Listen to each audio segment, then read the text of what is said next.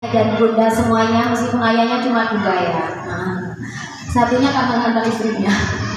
Ya, insya Allah, dan teman-teman yang hebat semuanya ya, insya Allah teman-teman semuanya menjadi anak yang solih dan solihah. Amin Allahumma amin. Alhamdulillahirabbil alamin.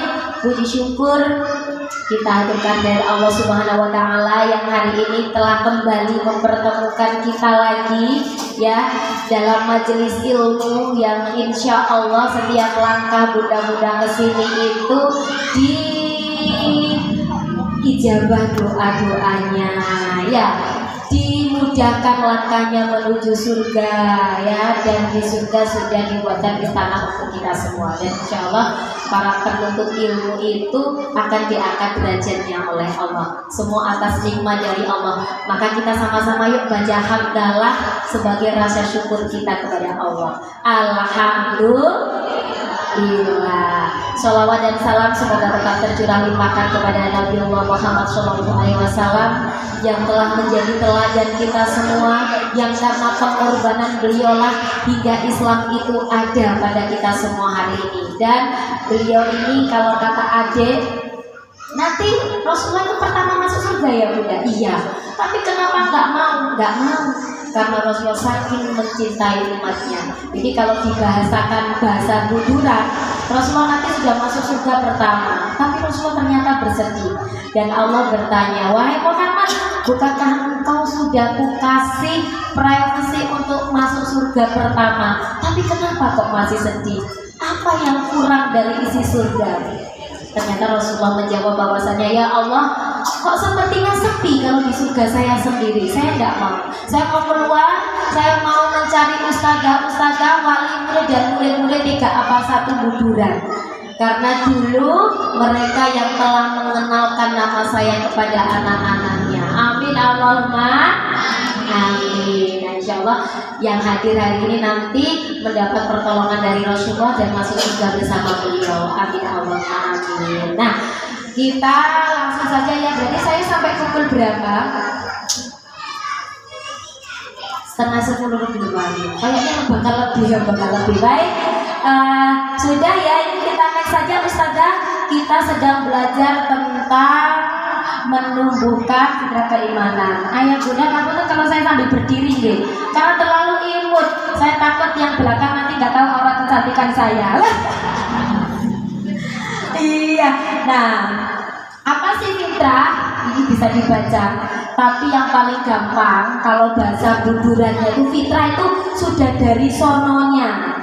Kan kita orang tua dulu bilang, iku wis gawan bayi. Nah, itu yang sekarang muncul di dunia parenting itu fitrah. Nah, kalau bahasa orang tua kita, ya wis iku memang gawan bayi. Nah, itulah fitrah ya. Kemampuan dasar pertumbuhan dan perkembangan manusia yang dibawakan sejak lahir, sesuatu kebaikan yang sudah Allah install pada diri manusia. Fungsinya adalah ma'rifatullah, berakhlak mulia, kemampuan menerima ilmu yang benar. Jadi fitrahnya anak-anak itu kalau dalam bahasa sastra disebut tabula rasa, putih bersih. Begitu, oke? Kita lanjut mau misalnya. Nah, ini ada 8 pembagian fitrah, tapi kita yang pertama saja, fitrah keimanan, ada di Quran surat Al-A'raf ayat 172. Nah, ini kita pasti sudah sering dengar dari kajian-kajian dari parenting ya, bahwa setiap anak yang dikandung ternyata kita semuanya yang bernyawa dulu ketika di kandungan Allah sudah minta kesaksian kalau la ilaha illallah. Jadi semua dulu, makanya kan ada juga setiap bayi yang lahir itu pada dasarnya beragama Islam. Orang tuanya lah yang menjadikan mereka Nasrani atau Majusi. Karena sebenarnya kita sudah berikrar kalau Tuhan itu hanya satu, yaitu Allah. Loh, kok terus sekarang ngapunten kok ada teman kita yang Nasrani, ada teman kita yang Konghucu, yang Majusi dan yang lain-lain. Nah, itu karena ini PR kita. fitrahnya itu sudah tergerus atau bahkan dibelokkan. Nah, itu tugas kita bagaimana menjaga, menumbuhkan fitrah keimanan anak-anak kita ya. Nah ini jadi fitrah-fitrahnya ini ada individualitas, jasmani, bahasa, seksualitas, belajar, perkembangan, bakat. Nah rata-rata dari kita lompat setelah belum iman langsung belajar. Pengennya masuk TK, pengennya anaknya bisa baca, bisa nulis, bisa ngitung, pinter ngitung uang. Belum. Nanti fitrah belajar itu di 7 tahun kedua. Nanti SD itu fitrah belajar mereka akan tumbuh. Tapi sekarang fondasinya itu adalah fitrah keimanan ya. Jadi kalau mau diruntut itu fitrah iman, yang mau diajarkan itu iman, adab, terus belajar ilmu-ilmu yang lain. Seperti tadi nasihatnya siapa yang bunda yang bertilawah tadi? Nasihatnya Luqman. Apa pertama kali nasihatnya? Iya, janganlah mempersekutukan Allah. Baik, kita lanjut Ustazah. Sudah ya, kita sepakat fitrah itu dari sononya kalau bahasa kita. Nah, ini juga masyhur kekhawatiran Nabi Yakub. Ini seorang Nabi Yakub ya. Ternyata Nabi Yakub ketika hendak meninggal nggak seperti kita pada umumnya. Ya Allah nak, iki piye bapakku gak duwe warisan. Wis engko golek duwe dhewe-dhewe ya. Atau yang warisannya banyak. Dek, nak, iki kok digongsi ploto ya. Ojo entek tukaran gara-gara warisan. Atau kamu yang nggak punya anak. Bingung, ya Allah, kiko aku nikmati piye, gak bisa ngeramut. Nah, tidak pada manusia pada umumnya. Apa yang dikhawatirkan Nabi Yakub? Yang dikhawatirkan Nabi Yakub adalah anak-anaknya nanti. Kalau Nabi Yakub wafat, apa yang mereka sembah? Bukan siapa, tapi apa? Kenapa? Karena ternyata orang-orang yang terdahulu banyak yang menyembah. Apa itu kan pertanyaan untuk benda nih. Kalau siapa baru nama orang. Berarti dulu kan tadi malam Jumat berkisah di pondok baca saya baru berkisah tentang Nabi Syuaib. Siapa yang tahu Nabi Syuaib berdakwah di kepada kaum urung diwaca lo ketok iki 25 nabi dan rasul. Kepada kaum Madian ya. Kaum Madian nyembah apa? Nyembah apa, Bu? Berhala. Kaum Madian berbeda, dia nggak nyembah berhala, anti mainstream ya. Yang disembah adalah sebuah pohon besar yang ada di hutan, yang dikasih nama Aikah. Nah, jadi bisa saja mereka itu menyembah bulan, menyembah api, menyembah yang macam-macam. Nah, Nabi aku khawatir, tapi alhamdulillah putra-putra beliau menjawab, kami akan menyembah Tuhanmu dan Tuhan nenek moyangmu, yaitu Ibrahim, Ismail, dan Ishak, yaitu Tuhan yang Maha Esa, dan kami hanya tunduk patuh kepadanya. Nabi Yakub ini keturunannya juga menjadi nabi. Salah satunya Nabi Syuaib. Nabi Syuaib itu cicitnya Nabi Yakub dari keturunan Ishak.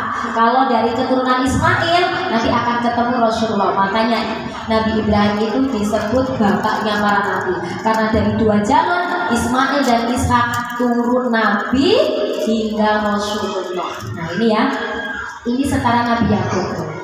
Apalagi setara Atin ya, saya nggak nyebut panjenengan. Kita semua nanti akan meninggal, akan wafat. Bisa jadi panjenengan dulu baru saya, atau saya belakangan panjenengan duluan. Nggak, yang senyum nggak. Nah, maka kekhawatiran kita sama dengan kekhawatiran Nabi Yakub. Kita lanjut ke sana. Nah, ini. Lalu mengukur keimanan itu gimana, Bunda? Kita aja kadang masih bingung. Kadar keimanan kita itu bagaimana? Ya, gampang kalau sesuatu yang tampak ditimbang. Sekarang malah ada timbangan itu yang pakai digital, gampang. Kalau pakai bahasa Inggrisnya itu timbel ya. Itu kadang masih bingung, dikurangi sedikit, di ini sedikit. Nah, sekarang kan palingan, tapi kadar keimanan itu nggak bisa kita ukur.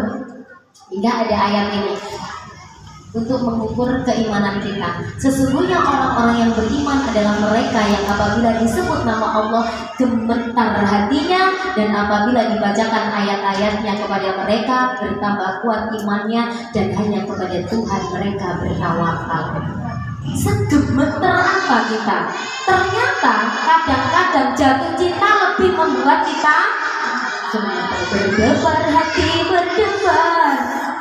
Wah, ini kayaknya dia datang. Nah, sebergetar apakah kita ketika asma-asma Allah itu disebut?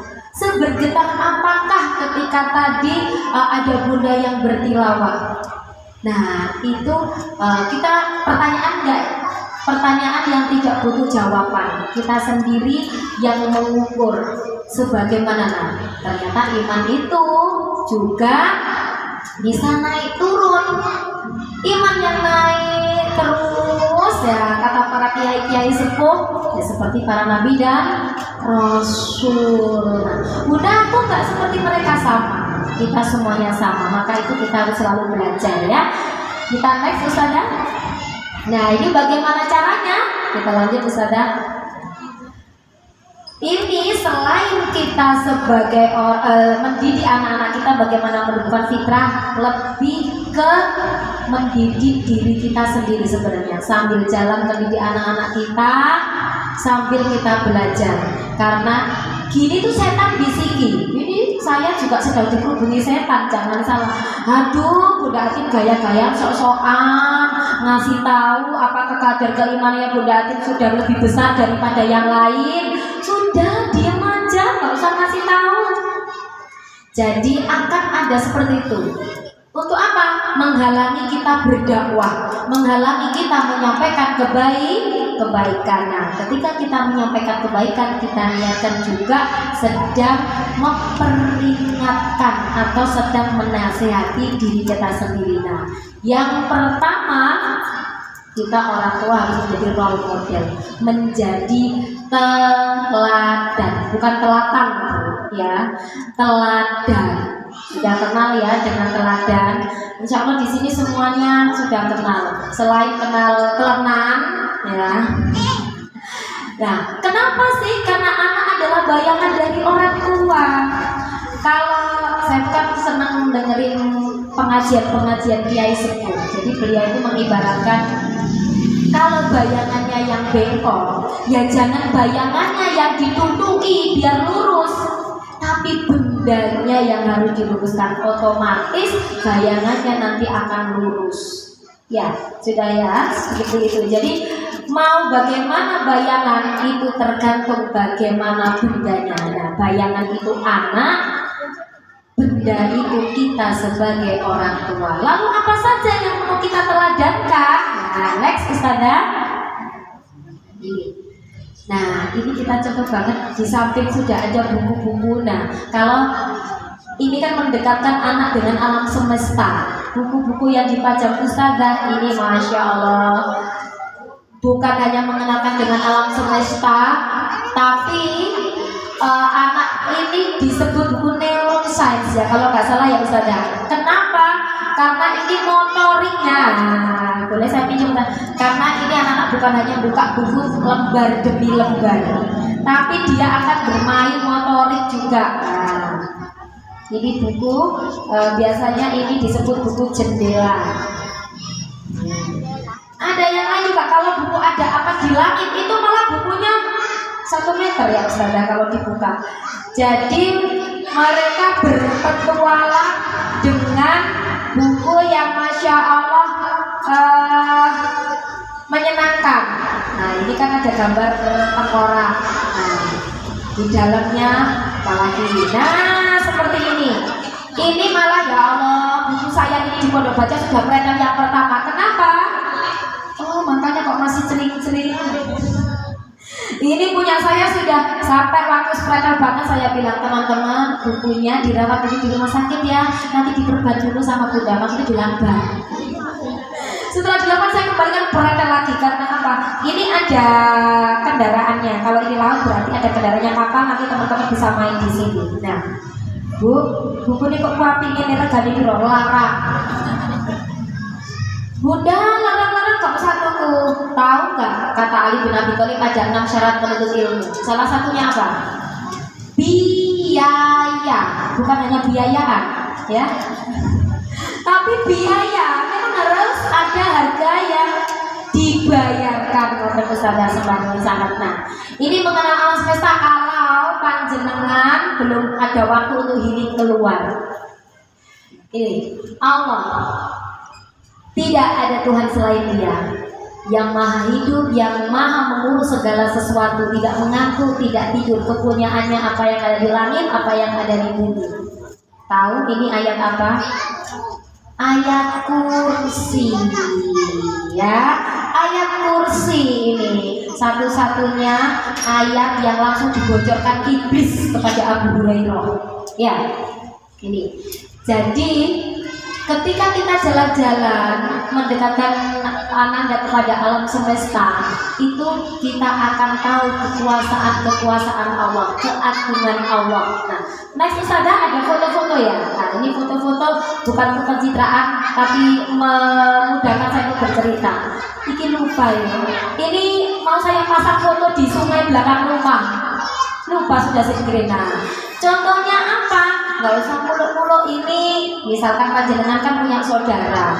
Ini putri saya sedang saya ajak berkunjung kemana ya? Pasuruan yang dekat dengan Gunung Bromo. Jadi saya posting-postingnya nggak di Bromonya, kaki Gunung Bromo. Kita di situ cerita, kan itu jalannya nanjak terus sampai ponakan yang sudah rumahnya itu gunung takut. Nah, kita bisa tahu ternyata Allah menciptakan bumi itu semuanya nggak datar, ternyata ada naik, ada turun. Ketika mereka merasa takut harus bagaimana? Harus berlindung kepada Allah. Ini juga ini di mana ini ya? Pokoknya ini sumber alam juga. Nah, bagaimana Allah itu menciptakan air jernih seperti itu, ada arusnya yang deras, ya. Nah, ternyata air itu bukan hanya untuk makan, untuk masak, untuk minum, tidak, tapi bisa juga kita untuk bermain-main. Nah, seperti itu sawah. Bagaimana Allah itu menumbuhkan padi dari biji yang kecil itu sampai menghijau. Nah, ini waktu berkunjung ke rumah Mbak Kakungnya ya di Kubang sana. Jadi sebenarnya nggak harus rekreasi yang mahal, tapi lebih ke rekreasi itu yang mendekatkan diri kepada alam. Nah, alhamdulillah saya itu dikaruniai suami yang nggak suka nge-mall, yang nggak suka ini. Kalau misalkan kita jalan-jalan, yang dicari itu alam-alam seperti ini. Mana yang belum, mana yang belum. Jarang sekali siburi lah bisi-bisi. Iya punya soalnya tiketnya larang. Nek wahana larang. Aslinya koyo ngono. Cuma kan halus. Mumpung ada orangnya ya. Nah, ini di pantai. Nah, pantai ini sudah saya potong. Sebenarnya pantai ini, astagfirullah, pantainya indah sekali, tapi sayangnya sampahnya itu luar biasa. Nah, bagaimana kita bilang ke anak-anak, coba pantai itu, laut itu sampai mana batasnya? Nggak tahu. Kita motretnya sampai sana, itu bukan batas laut, tapi kata guru IPA dulu atau guru fisika itu adalah batas mata kita memandang. Sebenarnya tuh nggak tahu. Ya, apalagi dalamnya. Meskipun ada pepatah, dalamnya laut bisa diukur, dalamnya hati siapa yang tahu. Ke apa ya bahasa Indonesianya gitu ya. Nah, bagaimana Allah? Nah, lalu kita sebagai manusia bagaimana? Ya harus menjaga sampahnya, nggak boleh dibuang sembarangan. Kita kenalkan ternyata Allah itu sudah ngomong dalam Al-Quran, telah tampak kerusakan di darat dan di laut akibat ulah tangan manusia. Maka kita tidak boleh menjadi manusia yang begitu. Kita harus menjadi manusia yang menjaga alam-alam ciptaan Allah. Ya, nah kita lanjut ke sana. Selanjutnya apa? Bersyukur. Nah ini ya sekali lagi foto-fotonya bukan pencitraan, tapi untuk memudahkan. Bersyukur. Sesungguhnya jika kamu bersyukur, niscaya aku akan menambah nikmat kepadamu. Tetapi jika kamu mengingkari nikmatku, sungguh azabku benar-benar sangat pedih. Nah, ketika kok sesekali diajak makan di luar, itu kita bersyukur. Bunda, apa bersyukurnya nunggu makan di luar? Tidak. Tapi biasanya anak-anak itu kan wah banget. Ya, kalau diajak keluar tuh wah banget. Nah, kita bersyukurnya apa? Kita sudah misalkan keluar ini, kita sudah dikasih kesehatan, bisa jalan. Nah, seperti panjenengan semua di sini pun kita bisa bersyukur sudah dari rumah jalan sampai sini. 1, syukur kesehatan, 2, syukur keadaan. Gak semua orang bisa makan di tempat ini loh, Dek. Gak semua orang juga bisa duduk seperti panjenengan segoyang menuntut ilmu di sini. Ternyata ada mama-mama di sana yang bukan hanya tulang rusuk tapi tulang punggung. Mereka bersusah payah bercucuran keringat, jangankan pakai bedak listrik cantik-cantik kayak jenengan. Bahkan mandi pun mungkin mereka nggak sempat karena berpacu dengan waktu untuk menghidupi keluarganya. Maka keadaan kita yang sekarang ini patut kita syukuri, ya.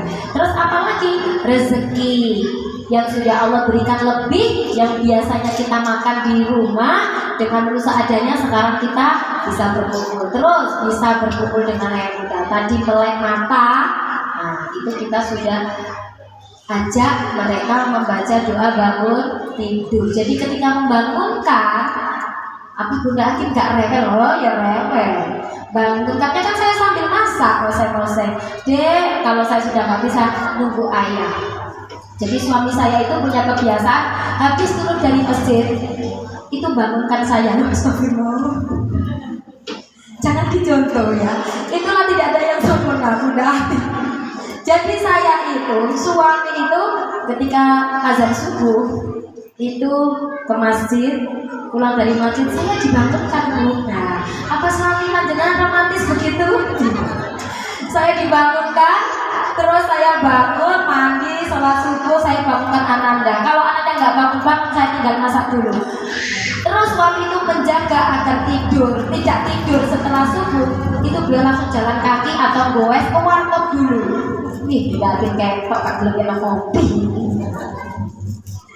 Setelah itu pulang, bangunkan adik, sholat subuh, terus murojaah, ngaji. Pokoknya saya ngumpet di dapur, suami yang handle anak nanti sampai ngantar ke sekolah dan beliau berangkat ngajar sekalian. Jadi saya ngumpet di dapur, begitu. Nah, itu harus disyukuri. Jadi ketika ini biasanya saya itu bangunkannya ya Allah Bu, romantis pagi dulu, anak cantik, anak hebat, ayo bangun sholat subuh. Bunda sudah sholat, Bunda sudah mandi, ayah sudah di warkop gitu. Masih ngantuk. Tapi dia tahu kalau ayah di warkop berarti sudah jamaah sholat subuh. Jadi gitu terus. Di sini saya bisikkan alhamdulillahi ahyana ba'dama amatana wa ila rusul. Terus saya, apa sih Bunda? Terus kata bunda, iya sholat. Bunda, kenapa kok masih 6 tahun diajarkan sholat? Bukan karena 7 tahun saja. Mengajarkan sholatnya tidak nanti seperti 7 tahun, tapi tetap harus kita biasakan. Saya ambil para ulama yang mengajarkan sejak dini. Tapi ada caranya, karena sholat itu gerakan formal yang anak-anak nggak suka. Entah dia itu sholatnya kadang Bunda, adik nggak pakai mukena ya? Iya, sholat. Meskipun sholatnya itu selesai, oke. Yang penting dia itu sudah tahu waktu sholat. Ternyata minyak belum dipanaskan. Bunda adik sudah sholat subuh. Minyak pada di wajah itu belum panas, sholat subuhnya sudah selesai. Oke, kita acungi jempol saja. Nah, itu anak-anak sudah kita ajak bersyukur. Kenapa sih Bunda kalau bangun kok bersyukur? Dek, kita itu sudah dibangunkan Allah. Karena kalau kita tidur itu ruh kita sedang dipegang oleh Allah. Alhamdulillah Allah balikin kita lagi. Kalau nggak dibalikin berarti kita mati, meninggal. Nah, itu juga ada di buku-buku. Mungkin punya koleksinya ya Bunda. Mengapa Islam mengagumkan? Oh belum, kita doakan ya. Nanti punya koleksinya itu ada dijilid. Ternyata Asmaul Husna itu bukan 99. Nah itu ada di situ. Malam harinya Ananda baca buku itu, paginya jadi kita kesinambungan seperti itu. Jadi ajak kita bersyukur apapun yang kita alami hari ini, ajak bersyukur. Pulang sekolah, alhamdulillah dia sudah bisa sekolah. Lagi di sekolah bermain apa? Biasanya beliau akan terintil cerita. Nah, ketika sekarang kan trending ya seperti kasus Palestina, ketika kok Ananda itu makan dan gak suka, saya langsung kasih tahu, Anda harus bersyukur loh, di Palestina itu teman-teman makan rumput, bahkan sama-sama roti kering itu sudah dimakan. Rumput yang rasanya pahit itu mereka makan karena nggak dapat makanan, tapi adik sudah dapat makan. Nah, itu alasan saya. Kadang kalau kita suami itu kan kadang gampang ya, goreng tahu sama nyambel sudah, tapi anak-anak gimana? Biasanya saya bakal jawab, tapi kemarin ketika suami itu saya masakan sambil kemangi, sudah sarapan kan ya? Alhamdulillah, sambil kemangi, ikan asap sama tahu, itu sudah cukup bagi kita. Ternyata saya baru ingat ketika suami tanya, loh adik Zara dibikinkan sayur apa? Astagfirullah, iya lupa. Ternyata Ananda mau sama tahu. Adek mau ngicip sambalnya kok bunda sedikit. Apa dia harus dikasih enak-enak terus? Enggak. Meskipun dia favoritnya sama seperti ayahnya bebek, ya. Tapi apa setiap hari kita tulis? Enggak. Dia harus bisa bersyukur dengan kondisi yang mungkin makan sama tahu saja, ya. Seperti itu. Ya, semua itu atas nikmat dari Allah. Kenapa sih bunda tadi dari teladan, dari apa tadi mendekatkan anak kepada alam semesta sampai bersyukur itu kita ini terus iya, itu sebenarnya kita mendidik, tapi iman itu bukan diajarkan, tapi apa? Ditularkan. Makanya awal itu teladan. Kalau kita pertama ketemu dapat apa, kita alhamdulillah, nanti dia akan ikut. Misalkan Ananda kok dapat bintang 4 gitu, oh alhamdulillah. Terus kemarin tuh saya baru aja diskusi, saya itu diamanahi 2 putra ya, saya private sendiri, saya 1, suami 1. Setiap adik ngaji saya privat 2 anak ini, satunya kelas 1 SD, satunya kelas 3 SD. Yang ngapunten baca belum bisa, nulis belum bisa, huruf belum ngerti. Bayangkan, terus nulis namanya yang kelas 1, nulis namanya itu saya pegang Ananda itu setelah habis lebaran, sampai sekarang sudah mau lebaran lagi. Saya itu ya Allah, hilang keterbatasan saya sudah semaksimal, Engkaulah yang membukakan hati, Engkaulah yang menitipkan ilmu kepada 2 anak ini. Nulis nama sampai sekarang saya belum berhasil. Suami itu baru kemarin itu diajari tulis itu sampai step by step. Lihat papan, itu begini, seret, ayo ikuti, seret. Belum bisa, tangannya dipegangi seperti anak TK. Sampai ayah itu jemput adik ngaji, Ananda tulis huruf Y itu belum berhasil. Dia terus ngajari, ini loh mas, gini. Setelah pulang, bunda tadi loh masnya itu sudah tak kasih tahu itu A, itu ini, tapi belum bisa bunda. Terus saya jawab, alhamdulillah loh, adik itu diberi kemudahan Allah untuk belajar, untuk memahami huruf-huruf, sehingga adik itu gak susah banget seperti masnya tadi.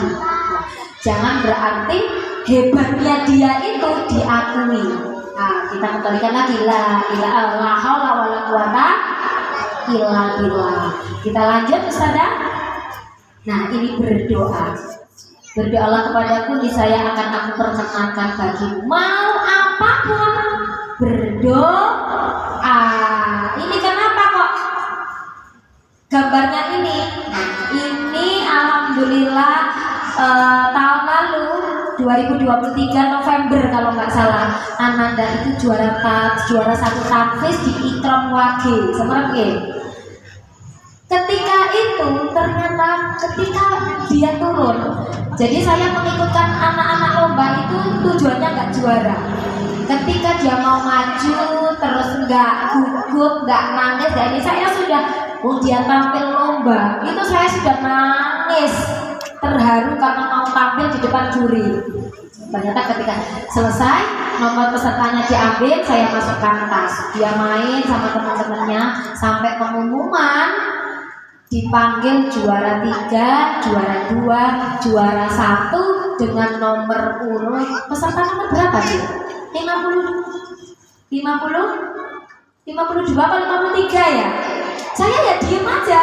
Ternyata kami dari Ketintang itu ada 4 yang ikut. Ternyata kalau teman-teman yang jauh ini saya, Bunda 52 itu Zahra. Loh iya Kak, iya nomornya itu sudah saya copot karena saya nggak ada impian, harapan untuk menang. Ternyata saya keluarkan pesertanya bener. Dan ketika disebutkan namanya Fatimah Az-Zahra dari KBT Karodul ini, saya itu nangis, nggak rasa tuh saya gendong sampai naik ke panggung. Dia itu cuma ketik-ketik lihat saya. Nah begitu turun, ngasihkan piala ke saya, dia bilang, Bunda, nah ini yang membuat saya bersyukur luar biasa. Ternyata dia menang, dia tidak merasa dirinya hebat. Apa yang dia katakan? Bunda, adik-adik itu sudah berdoa, ya Allah semoga adik dapat surat Al-Fil. Karena pilihannya itu mulai Al-Fil sampai kalau nggak salah mulai Al-Lahab sampai Al-Quras atau apa. Nah, semoga adik dapat surat Al-Fil. Dan adik menang ya Allah. Nanti adik kalau nggak menang adik marah loh aku. Unsur anak-anaknya tetap ada. Nah, oh Masya Allah, saya lega luar biasa karena dia tidak merasa dirinya hebat. Satu, ternyata benar dia dapat surat Al-Fil. Karena hafalannya dia itu dari Anaba.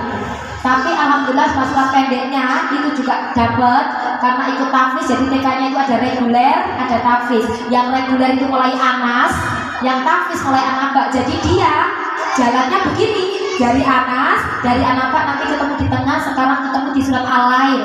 Kurang 1 Al-Lail ya. Kita doakan sama-sama anak kita menjadi ahlul Quran. Amin Allahumma amin. Nah, ternyata dia menang bukan karena dia merasa hebat, tapi merasa doanya dikabulkan oleh Allah. Tapi kan tadi ada 2 kemungkinan.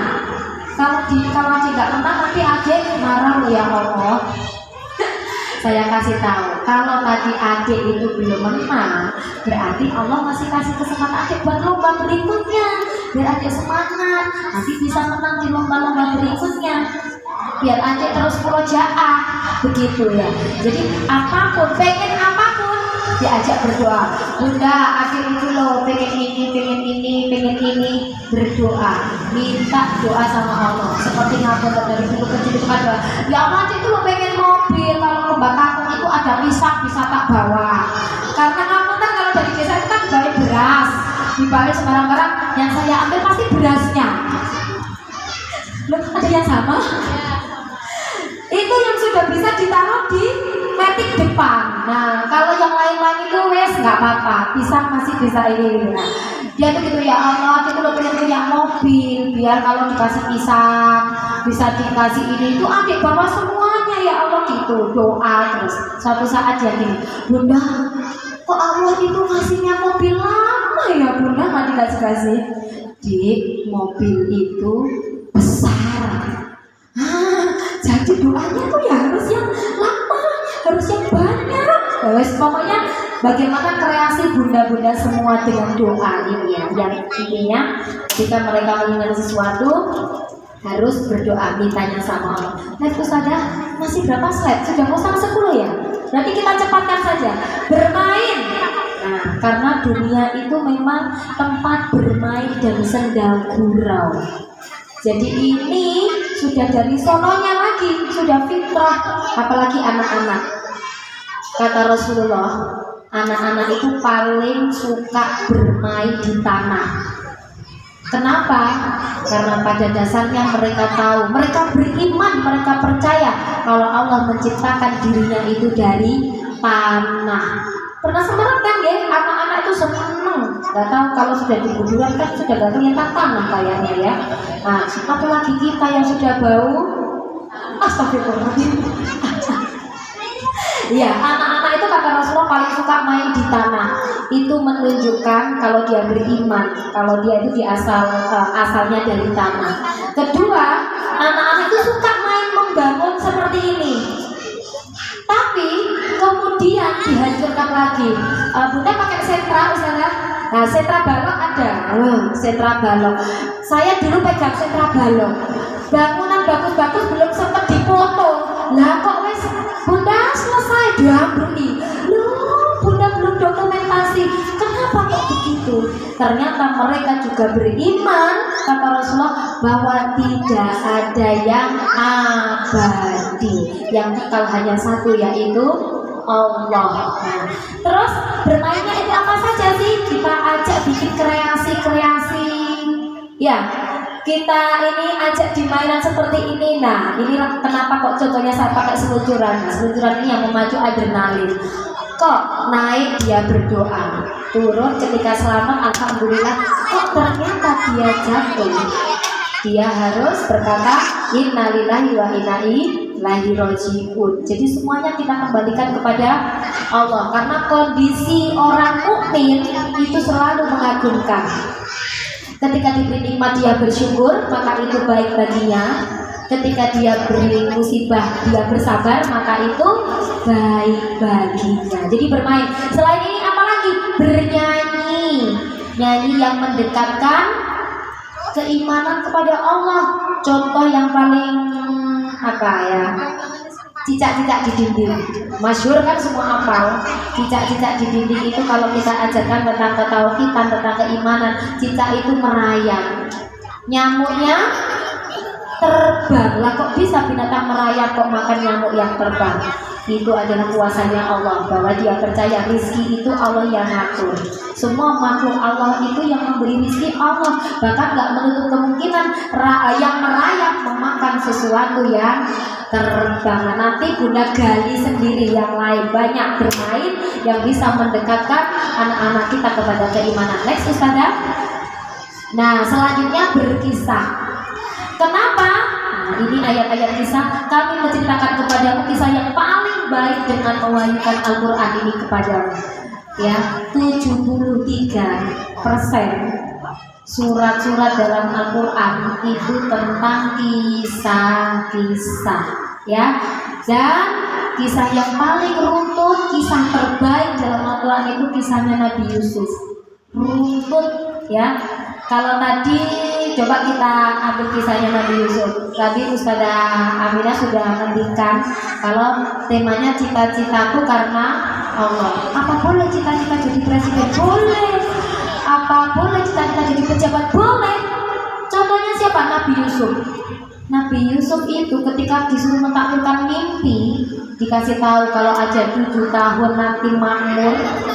7 tahun itu krisis moneter kalau kita bilang.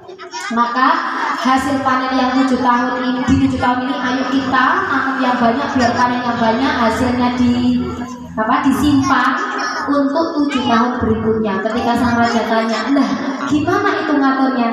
Maka dengan penuh keyakinan bahwa Allah akan menolong, Nabi Yusuf bilang, saya yang akan mengatur, berikan jabatan bendahara itu kepada saya, nanti saya yang akan ngatur. Kenapa? Karena Nabi Yusuf tahu kalau dia mumpuni di bidang itu.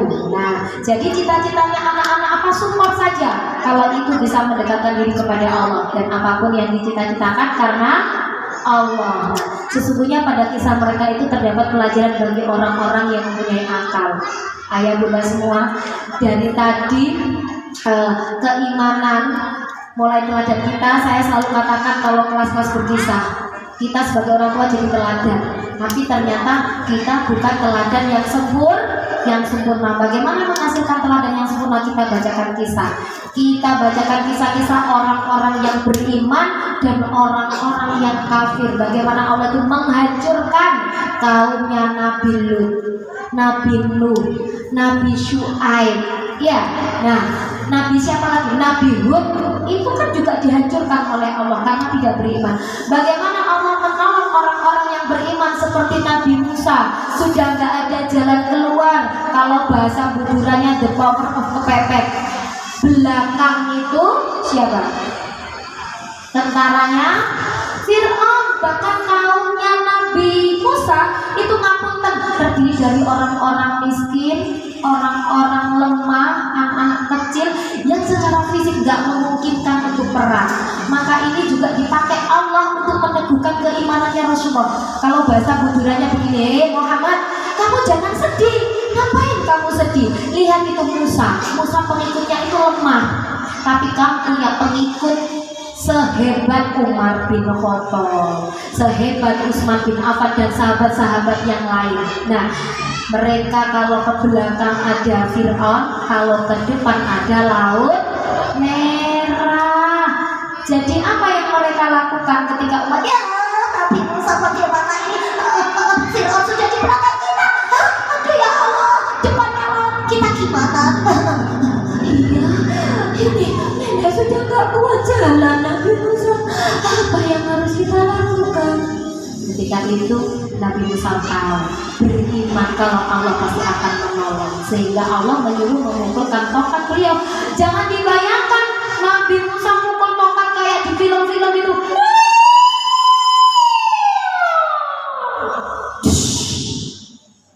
Santai saja kali, langsung terbuat. Mau tahu ceritanya lengkap bagaimana? Ya nanti undang di double, aku sungkan ya gitu. Bunda apa harus atraktif? Bunda nanti mengkisahkan Nabi Musa? Tidak, panjenengan tidak berkisah seperti saya di atas panggung begini, Cek. Berarti pencitraan tidak bisa di panggung.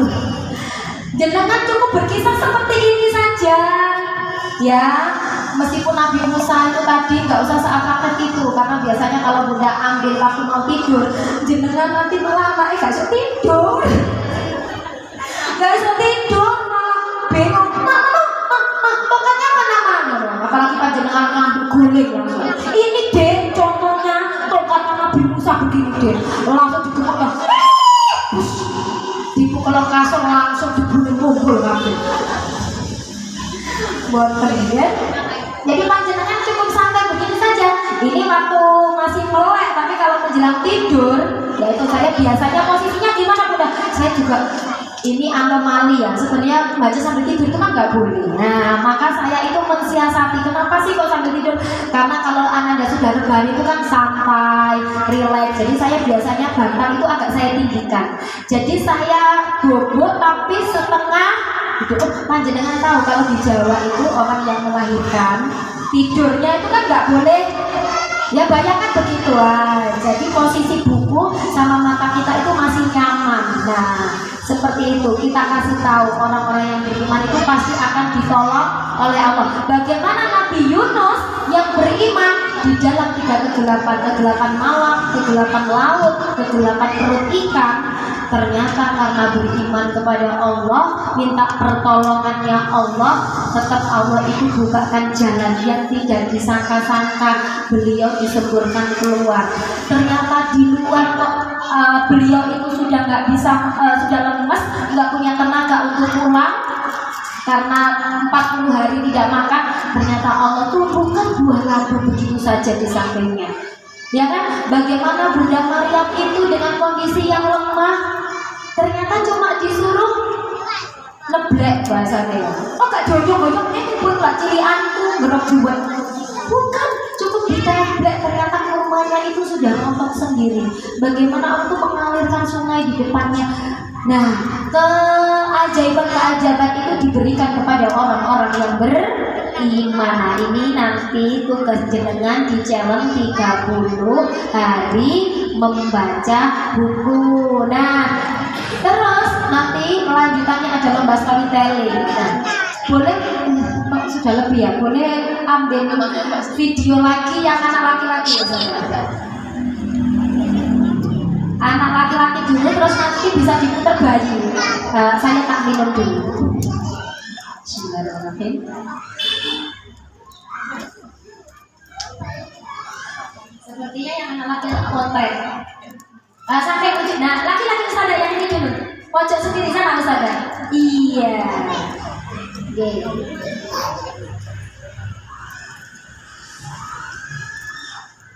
Ini beda banget ya videonya. Kenapa? Karena ini anak kelahiran tahun 2013.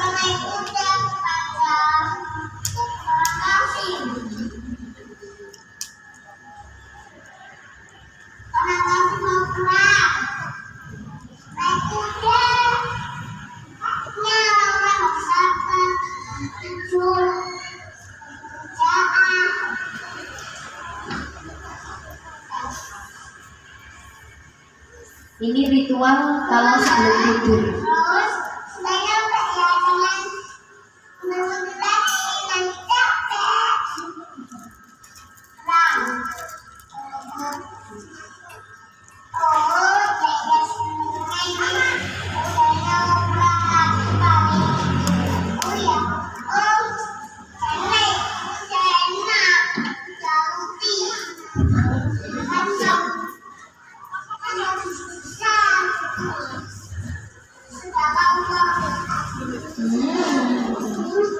Nah, kebiasaan-kebiasaan seperti mencium buku itu kan biasanya kita sambil ngaji itu kan mencium Al-Quran ya. Nah, maka pola kita itu akan dicontoh. Nah, selanjutnya Ustazah yang bayi itu nggak Ustazah? Nah, tengah-tengah.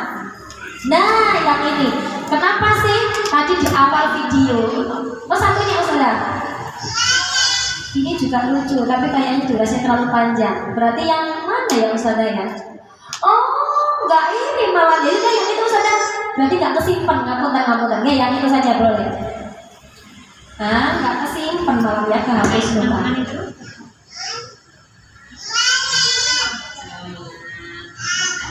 Sambil dan sama. Ini paketnya ada di buku ini. Sama. Ya. Ada juga sudah siap. Pakai apa kalau salah itu yang berat-berat? Ini pakai bukan nanti pakai bukan saja.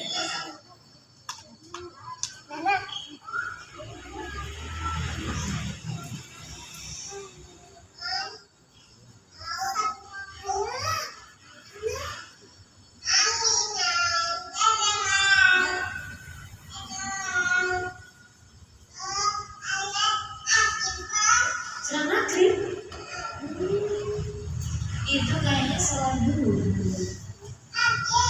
Maghrib.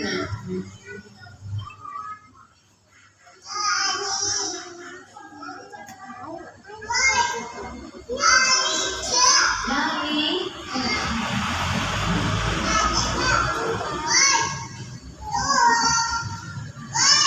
Siapa yang pernah baca buku? Pernah baca buku sama Mama? Coba.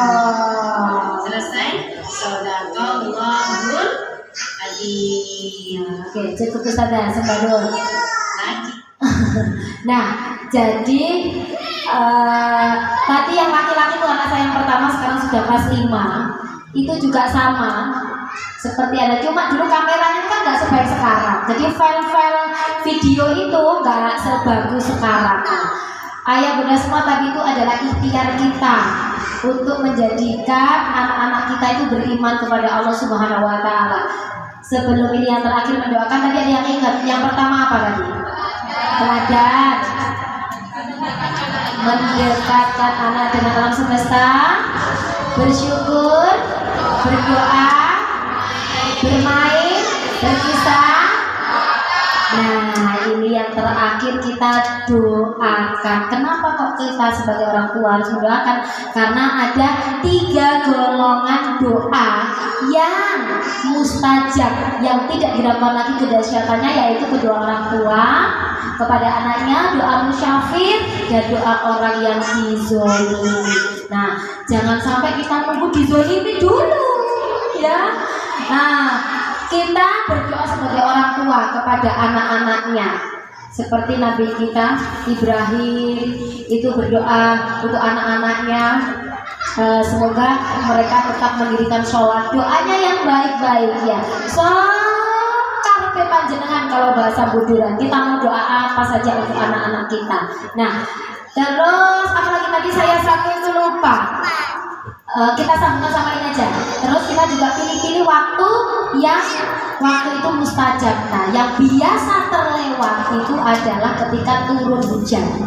Ketika turun hujan itu Allah menurunkan rahmat. Bahkan air yang diturunkan itu dalam Al-Quran. Nah, saya lupa spesifiknya surah dan ayat berapa. Itu Allah menurunkan rahmat dalam air yang dirahmati. Nah, siapa yang suka larang anaknya main-main hujan? Bu, mau hujan-hujan ya, jangan dia bilang. Atau siapa yang pernah main hujan-hujan bareng anaknya? Belum pernah? Yang sudah pernah hujan-hujan bareng anaknya angkat tangan. 1, 2. Kehujanan apa hujan-hujan? Pak Bele. Bu, hujan-hujan sama kehujanan beda, Peres. Ya. Saya kalau di Surabaya boleh main boleh, tapi durasinya itu saya batasi. Kenapa? Karena di Surabaya itu polusi. Biasanya kalau di desa, kalau di desa bukan hanya anaknya yang hujan-hujan, saya sama ayahnya ikut. Sekalian saya bikin video klip. Nah, baik, bukan bum cap itu kan video bikin pecinta sarukan. Jadi waktu itu kan deras ya, Dek, bunda itu tak hujan dulu, adik nyusul, adik video dulu. Enggak, adik ikut. Lah kok dia ya bablas ikut. Lah begitu yang terakhir kemarin pulang, ya bunda nanti adik video dulu, baru adik keluar. Lah kok ternyata ketika di video hujannya yang tadi deras, jadi kritik, wah gak estetik videonya jadinya ya. Nah, hujan-hujan karena ada ayat yang mengatakan juga siapa yang terkena air hujan maka hatinya akan bahagia. Jadi panjenengan yang belum masih hidupnya itu susah banget, nah berarti belum pernah hujan-hujan ya. Kalau anaknya itu kok nggak ceria berarti belum hujan-hujan ya. Dan ketika kok di jalan hujan itu anak saya kita berdoa deh.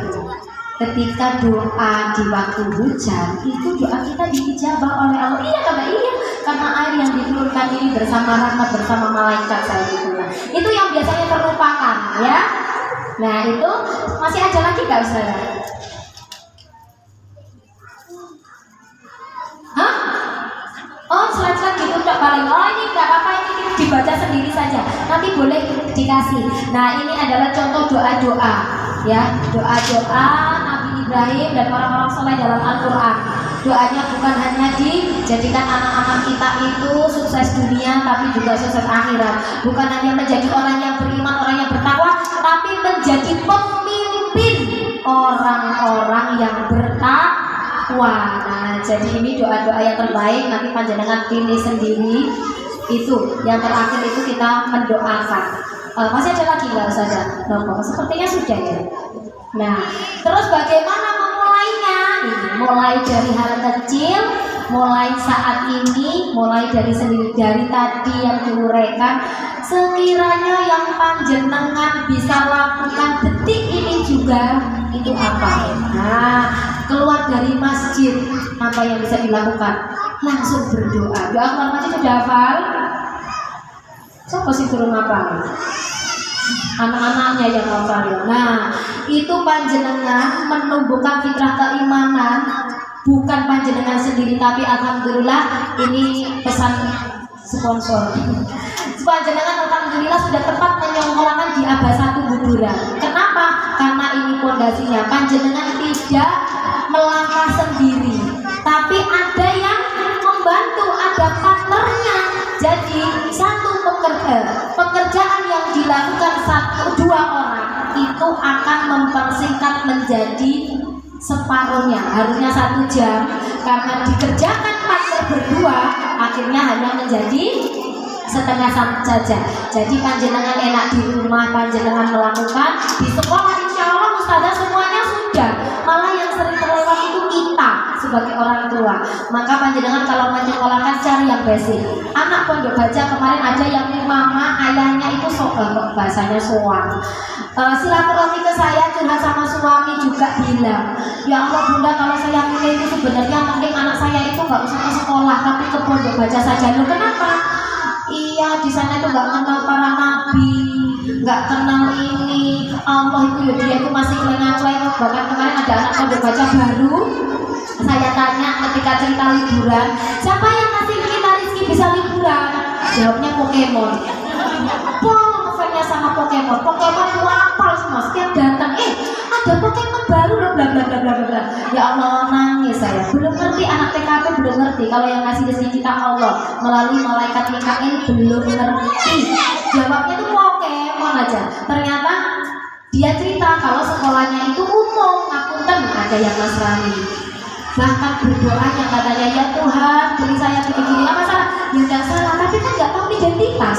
Maka saya kalau diundang ke PAUD, akuntan yang PAUD-nya umum, ketika saya datang kadang kan masih nunggu mereka berdoa, itu saya agak ini, bahasa Inggrisnya itu geringsingen, karena mereka kan bilangnya, ya Tuhan beri kami kesehatan, ya Tuhan. Saya enggak ini banget, enggak klik di sini. Apakah salah gurunya? Tidak, karena itu kurikulum dalam sekolah. Yang salah siapa? Ya kita orang tuanya. Kenapa anaknya ngapunten kok disekolahkan di situ? Nah, panjenengan bisa sekolah di Aba 1 juga termasuk rizki yang panjenengan syukuri, karena di luar sana masih banyak orang tua yang maka mereka harus dalam bukunya, ulama siapa itu dikatakan, ketika fondasinya sudah jadi, panjenengan mau memberikan ilmu yang lain itu lebih sulit. Kalau 7 tahun pertama fitrah keimanan tadi tidak terbangun dari keluarga atau dari sekolah, maka panjenengan harus meruntuhkan fondasi itu dulu, baru bangun yang baru. Itu istilahnya. Panjenengan harusnya kan langsung bikin fondasi, tapi karena fondasinya sudah jadi, jenengan harus merobohkan fondasi itu, bangun lagi yang baru. Sulit apa sulit? Sulit. Nah, itu adalah misi kita semua. Kita bisa bertemu dengan Aba 1, Masya Allah, Subhanallah, Ustazah. Sepertinya habis ya Ustazah ya? Iya dah, ya Allah dah, terus ngelang. Sopo sih ngelang? Teman-teman sini, teman-teman. Adik-adik sini dulu. Ada sesi tanya jawab juga. Oh ya, kita ice breaking dulu. Adik-adik ayo masuk semuanya yuk. Ya Allah dah, terus ngelang dah. Ya Allah, iya. Sini Bunda bawa teman loh. Ya Allah, kamu kasihan banget. Iya, ya Allah. Aku dari Surabaya tiba-tiba pas air, Iya, maaf. Ya Allah, ya Allah. Alhamdulillah Bunda. Kenapa? Aku punya ilmu. Oh, punya ilmu. Ilmu apa? Oh, kelihatan. Iya, aku tuh punya ilmu. Alhamdulillah. Ilmu apa? Ilmu apa? Ilmu melenturkan tubuh. Oh, melenturkan tubuh. Iya, nah aku lebih dimasukkan kelas ada benda ating. Tadi itu benda ating sarapan. Aku suruh ganti baju. Kapan nyuruh? Iya, aku tuh tadi pakai baju hijau karena benda ating ganti ya cak. Kenapa dia kok ganti? Iya, benda ating pakai baju coklat. Ya harus matching. Ya Allah, begitu loh. Ketentuan itu. Oh iya. Siapa yang suka pakai baju kettle juga? Iya Kak Cinta, kan harus matching sama Bunda biar indah. Kenapa? Karena Allah itu suka keindahan gitu Cak. Iya, tapi repot. Aku pasti gak seneng baju coklat. Terus nurutin sudah hati naik. Terus sudah hati sarapan. Terus sama sudah sarapan. Ya belum. Makanya aku sekarang itu haus, tolak. Iya, tadi ayah sudah bawakan susu. Alhamdulillah, nikmat mama yang kau dustakan. Ada yang sudah minum susu belum? Ada yang mau minum susu? Jangan. Ya aku aja tungguin udah. Oh iya. Biar Garjita dulu yang minum. Nanti kalau mau minta boleh ya Cak. Boleh. Aku kan suka berbagi seperti Rasulullah. Ya yes. Minum dulu. Kalau mau minum kita baca apa ya? Bismillahirrahmanirrahim. Sudah. Loh, yuk sampean itu baca bismillah dulu, ini kasih tahu adik-adiknya. Ya, bismillahirrahmanirrahim.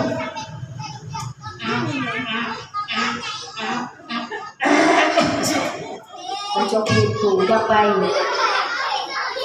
Iya, tadi aku telat. Tak lanjut dulu ya. Iya.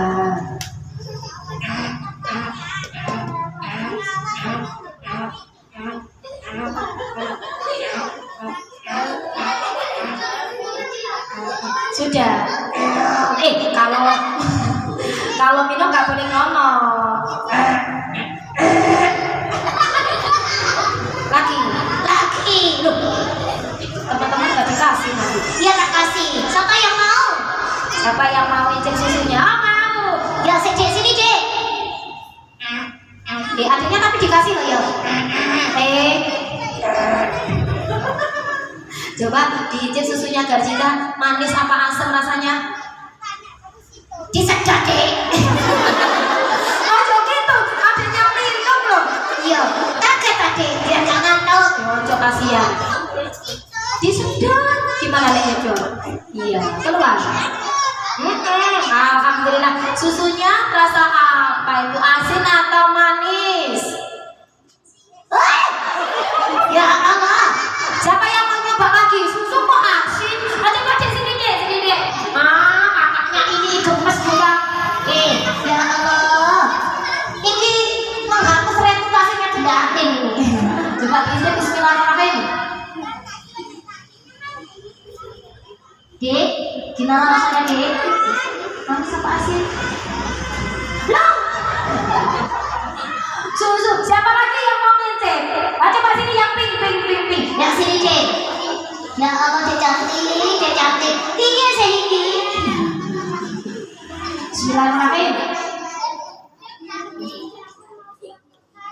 Dek, jangan tidak asin, rasanya manis. Apa rasanya? Nah, ini tahu betul ya Allah. Dek, susu itu manis, meskipun tidak semanis Bunda Atin. Tumben ibu membaik-baikan Bunda Atina. Ini tadi kita sudah belajar bareng bunda-bunda semuanya, bareng ustazah. Belajar apa dah? Kita tadi belajar menumbuhkan fitrah keimanan kepada adik-adik semua ini. Iya, Dah. Aku juga gitu kok, Dah. Aku beriman, Dah. Contoh Garjita beriman gimana? Aku kan ini buang sampah pada tempatnya. Kok buang sampah pada tempatnya beriman? Loh, kebersihan sebagian dari iman. Oh iya betul. Jadi salah satu tanda-tanda kita jadi orang yang beriman itu kalau buang sampah di mana? Di tempat sampah. Pinter.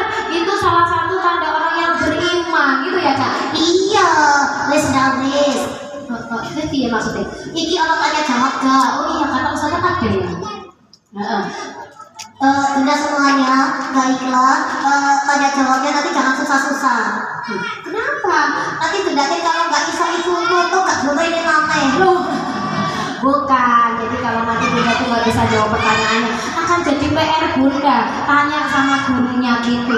Oh, dan nanti Bunda aku takut. Bunda nggak lolos. Bukan, ini bukan ujian. Katanya ujian kehidupan nggak ada selesainya. Oh iya wes. Oke, baik, langsung ke ustazah apa langsung? Kalau ada ayah bunda yang mau ditanyakan, Pak, jangan tanya umurnya Bunda berapa. sudah. Ini ustazah biar ngomong dulu. Iya, tak dengerin. Baik, terima kasih kepada Bunda Atin yang sudah sharing bersama kita. Kembali kasih Ustazah. Alhamdulillah, Masya Allah pengalaman yang luar biasa ya. Karena apa yang disampaikan oleh Bunda Atin tidak hanya berdasarkan teori, tapi bersinggungan langsung dengan fenomena yang ada di kehidupan kita sehari-hari. Untuk sesi pertama, saya buka 2 penanya dulu, Bunda. Monggo, siapa yang mau bertanya atau sharing? Bunda Yaya, kemudian siapa lagi? Monggo Bunda. Atau ayah mana? Monggo. Oh teman ya. Oh iya Bunda. Hai Bunda tercitra coklat. Jangan dulu. Oh iya. Assalamualaikum warahmatullahi wabarakatuh. Waalaikumsalam warahmatullahi wabarakatuh. Perkenalkan saya Bunda Yaya. Jadi tadi kan ada salah satu cara untuk menumbuhkan fitrah keimanan itu kan dengan berpisah ya Bunda. Iya. Nah, terus yang saya bingungkan itu ketika kita berpisah itu kan pasti interaktif banget. Iya. Bunda, kan? pasti kita juga mungkin ada alat-alatnya yang bisa membuat anak kita itu tertarik gitu. Akhirnya juga nilainya juga masuk kan gitu ya. Dan yang saya tanyakan adalah ketika sangat interaktif itu nanti kapan ya waktu yang pas gitu ya, untuk bisa berpisah, karena kalau mau tidur itu kan harusnya slow Ya, betul. ya kan? Terus juga waktu tidur juga memang waktu yang bagus untuk memberikan nilai-nilai, dalam hal ini mungkin bisa menumbuhkan keimanannya. Mungkin bisa dijelaskan sama Bunda dalam berpisahnya itu waktunya kapan. Terima kasih. Ya. Assalamualaikum. Waalaikumsalam warahmatullahi wabarakatuh. Monggo langsung baik. Benar. Kenapa sih kadang anak-anak Kita itu lari-lari.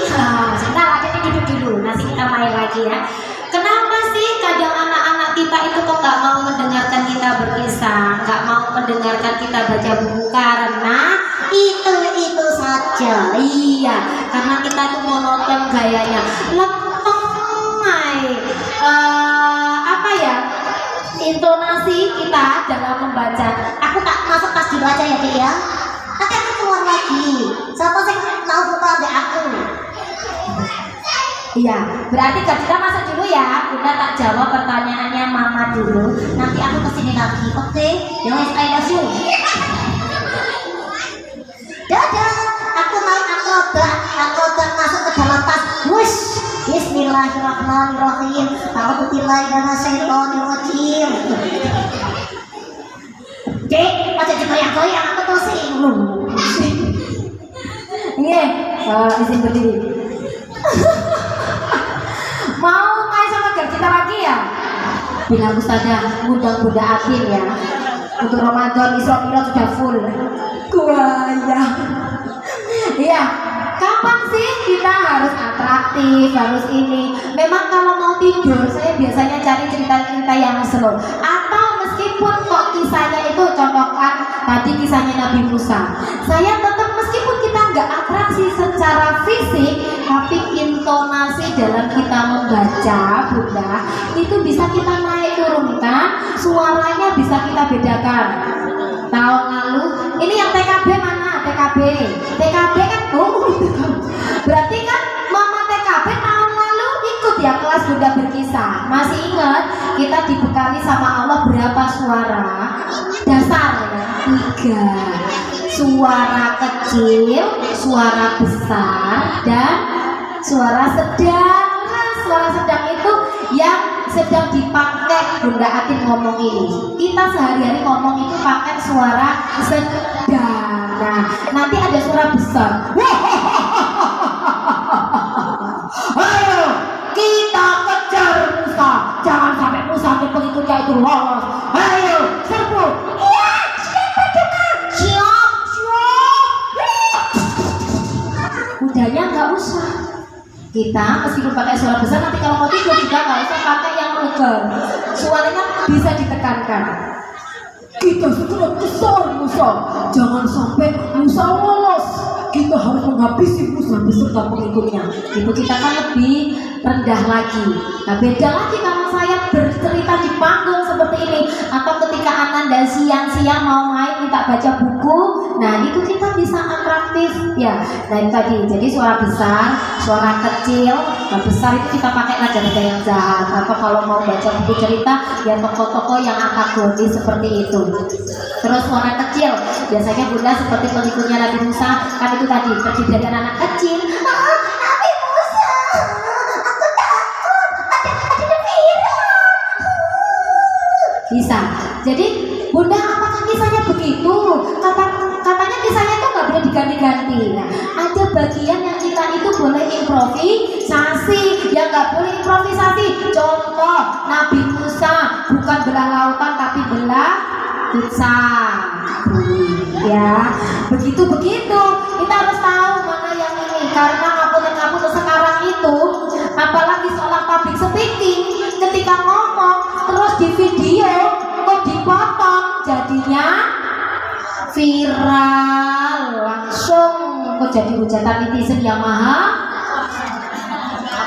benar dengan segala kebodohannya. Astagfirullahaladzim. Tidak ya. Jadi gitu Bunda, kalau tidur memang kita pakai selat, tapi ya kita jangan monoton.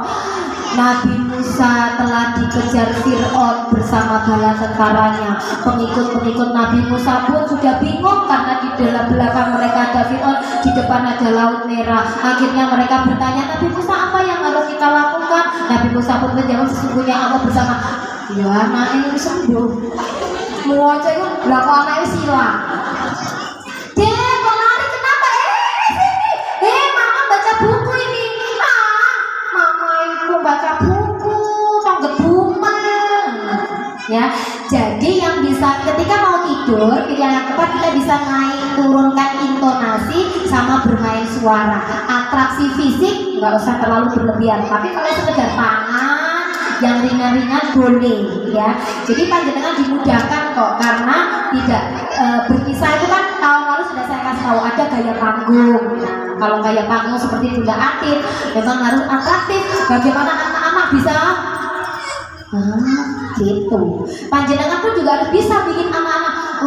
Nah ketika nanti ketemu Bunda Atin, mamaku juga bisa kok kayak Bunda Atin, biasa aja. Makanya jangan nggak usah jadi juru kita yang bagus-bagus banget. Nanti mereka tidak terkesima lagi dengan saya. Nah, insya Allah itu terjawab Bunda. Oke, semoga istiqomah. Oke, ada yang lain tadi Bunda siapa? Oke, monggo.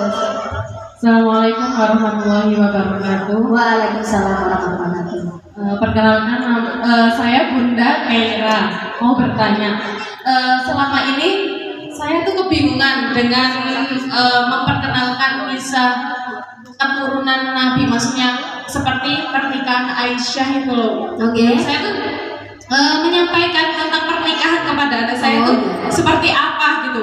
Saya lihat dia itu kebingungan gitu loh. Apa sih Bu ini gitu, seperti itu. Saya kebingungan untuk itu gitu. Terima kasih. Assalamualaikum warahmatullahi wabarakatuh. Waalaikumsalam warahmatullahi wabarakatuh. Memang itu tidak bisa dipungkiri, dalam kisah-kisah seperti itu ada, tapi kadang kita memang masih bingung gimana, apalagi ketika menyampaikan kisahnya Nabi Lut. Nah, itu juga bingung bagaimana menyampaikan kisah Nabi Lut yang kaumnya itu kan LGBT ya. Nah, itu bagaimana? Terus pernikahan bagaimana? Kalau pernikahan, itu tidak berhadiah loh. Jadi kalau menyampaikan pernikahan bagaimana, saya juga sampaikan. Malah kalau ada beberapa teman itu yang bingung ketika ditanya, misalkan mau berkisah tentang Aisyah ya, dalam Aisyah. Nah hari ini Bunda Ati mau berkisah.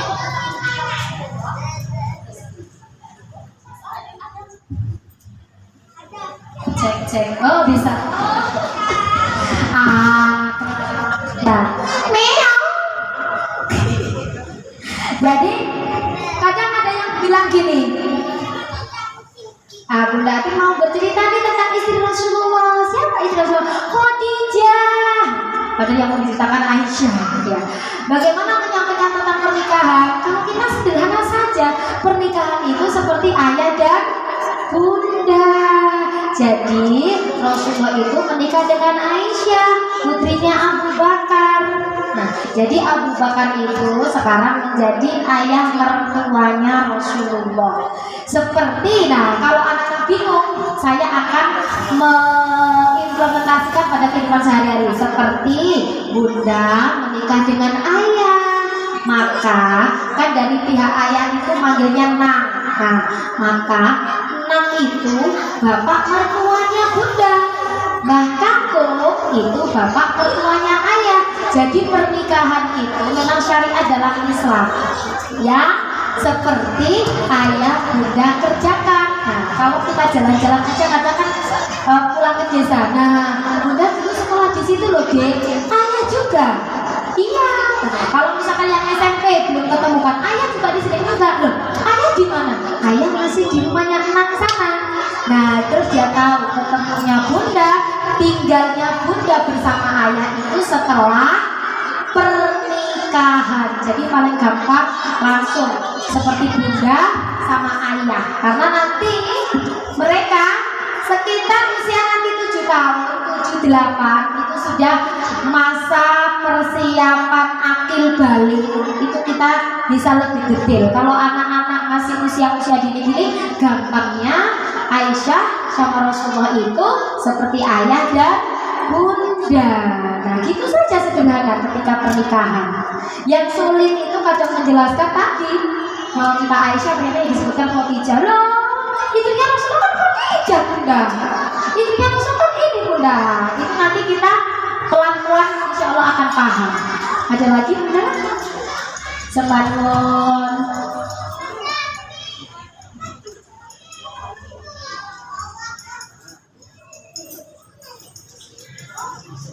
permisi ya, Ibu Sabar.